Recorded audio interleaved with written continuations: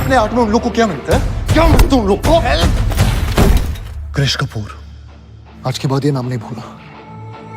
বন্ধুরা আজকের ভিডিওতে জানাবো 18 জুলাই মুক্তিপ্রাপ্ত সায়ারা সিনেমার প্রথম ও দ্বিতীয় দিনের বক্স অফিস কালেকশন, ভারত এবং ওয়ার্ল্ড ওয়াইড মিলিয়ে কি এই সিনেমা হিট নাকি ফ্লপ সব জানাবো মিনিটে। সায়ারা পরিচালনা করেছেন মোহিত শরী এবং মুখ্য ভূমিকায় আছেন আহান পান্ডে ও অনিত পান্ডা। রোমান্টিক ড্রামা ঘটনার এই সিনেমাটি দর্শকদের মধ্যে একটা কৌতূহল তৈরি করেছিল, কারণ এটা আহান পান্ডের ডেবিট ফিল্ম। সিনেমার মিউজিক, ট্রেলার এবং ইমোশনাল কন্টেন্ট ইতিমধ্যে ভালো সাড়া ফেলেছে। মুক্তির প্রথম দিন অর্থাৎ শুক্রবারে সায়ারা ভারতে বক্স অফিস সংগ্রহ করেছে আনুমানিক 5,75 লাখের মতো। মুম্বাই ও দিল্লির মাল্টিপ্লেক্সে মোটামুটি ভালো রেসপন্স পাওয়া গেছে।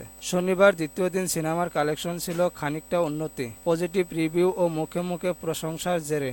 দ্বিতীয় দিনে সিনেমাটি ভারতীয় বক্স অফিসে আয় করেছে প্রায় 7,75 লাখের মতো।